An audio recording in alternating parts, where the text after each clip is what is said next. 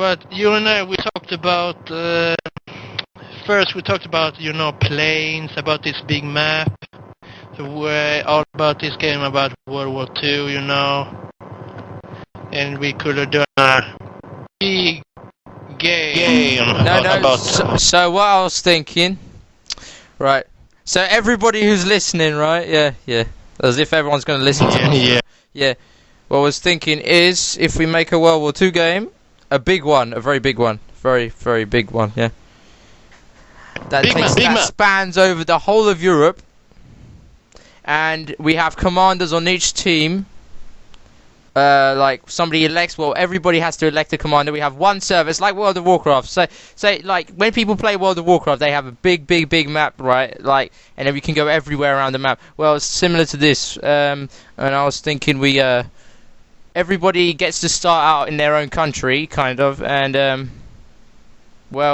they start off in their own country, and we've got somebody elects everybody has to elect a commander for a certain for their country, for their, no, not for their country, but for their team, like, say we elect 2 generals for America and 2 generals for Germany, and of course Hitler himself. Who's gonna be Hitler anyway? And then we start off with D-Day. Some guys start off, depending, you just get started off randomly. Some people get start off in the planes, some people start off in the boats. Planes, anywhere. And of course the Italians, they can play as well, because they got some generals, so people get to elect the generals.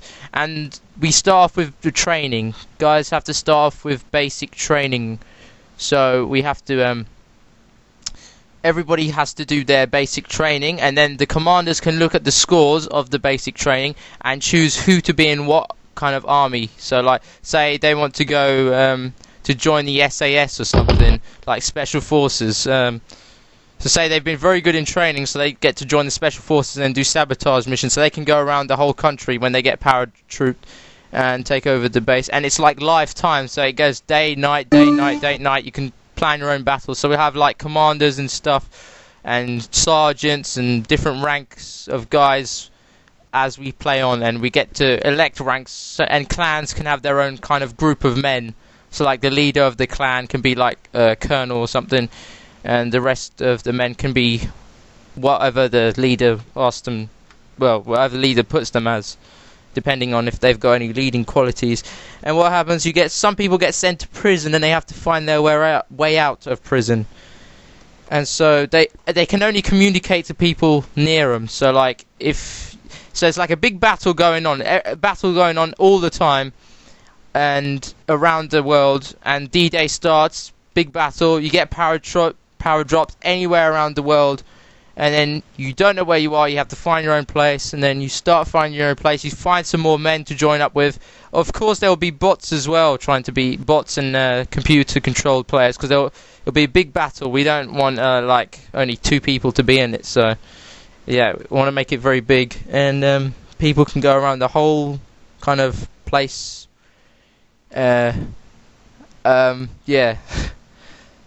And so if you get into a prison or something, I'm saying, say if you were American and you were captured by the Germans then can interrogate you by doing a lot of tactics, whatever they want to do to interrogate you, but they can't shoot you, otherwise they'll lose points. And the points count at the end of when the game ends, which will be very long time. And then once the game ends, the points are added up. Whoever's got the highest points, so whoever's taken over the most of the country the most of Europe, gets to win.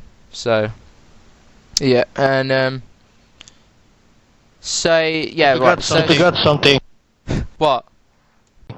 You got about D-Day, about Ohama Beach. You got that. Yeah, of course there will be Germans in France already. So Germans will be occupying France already. So Germans will be all over of what they have to occupy, and then the British and the Americans will be storming. Some Americans will be storming on D-Day, and some will be storming before D-Day, like the airborne landings, of course. So the airborne landings will have happened first. They will try to go past the Germans, and then some Germans will be in the bunkers holding off the Americans from D-Day, and if it succeeds or not, we don't know, because it's up to how we play, and whoever wins, you know. And it's not like it doesn't happen exactly as the war happened. It's very different. You know, it's unpredictable what happens. So the officers are the like colonels and the generals. They have to make decisions, like to send out which men to different positions, like in Battlefield 2, where you're like the commander and you give orders to your squad men. But this time you're a commander. You give the orders to one of the guys who send the orders out to the front lines. So yeah. Yeah, and about when you send out messages. You can have like radio men in your troops, so you can get the message. And it might happen that this guy gets shot, or the radio gets broken, so you get lost contact, and maybe have to. So what you have to do is borrow one. Send some out. Yeah, you have to borrow one from one of the enemies. If the enemy has a little kind of command post nearby with a working radio, you can try launch an assault with your guys over there and take that command post and radio back to HQ for reinforcements or anything, like supplies, reinforcements. And then you could also fly planes and stuff, like drive vehicles, fly planes, drive tanks and all this other thing. So going back to the point of the prison. So say if you get caught in prison, and you get a lot of people get captured and caught in prison by taking your gun off your hands. Say you've lost all your men round you, yeah, and you're the only person left, and you got all these Germans. These Germans capture you, get rid of your gun, you surrender. You get a choice to surrender. You get to surrender, and then you get sent back to one of the prison camps. And in those prison camps, you've got guards. Well, they can either be player guards or bot guards, depending on what. If there's any players who really want to be guards, they can stay as guards. And then there'll be an officer in charge of this prison camp, which can interrogate you and do a lot of things. Now they can interrogate you and ask you where your friends are. Well, yeah, where your men are, and where's this, like they usually do in the war. And and you can choose to give them the answers or not, and they can like beat you up and stuff like this, and try to kill you. Until you force out the information. And the more they do this, the more you have to try to force out information, but there's ways to stop forcing out the information and just keeping your mouth shut.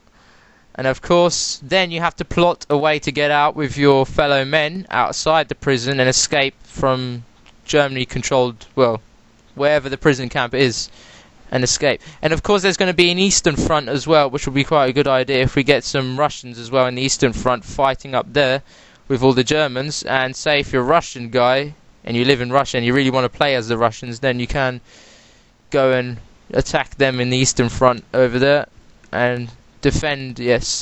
Right, so going back to prison again. Right, so you're in the prison, you want to escape, so you've got a couple of guys with you, players, maybe bots as well, you can bring them with you, and then you have to find your escape route, and then you have to get your ass out, and you got to communicate, but you can only communicate with people next to you, and you've got to make sure the Germans can't hear you, so, yeah. You got to, like, whisper in the, like, you know, like, World of Warcraft, they got whispers and stuff like that. And private chat messages and things like that, but yeah. And so hopefully it'll be like one big server with different parts of the world in like different smaller servers, which when you reach that part of the world, you load the map up and then it loads up. Well, it should load up quite quickly, and then you can so it'll be very easy and not too much lag because they'll have one server for each part of the world which you're in.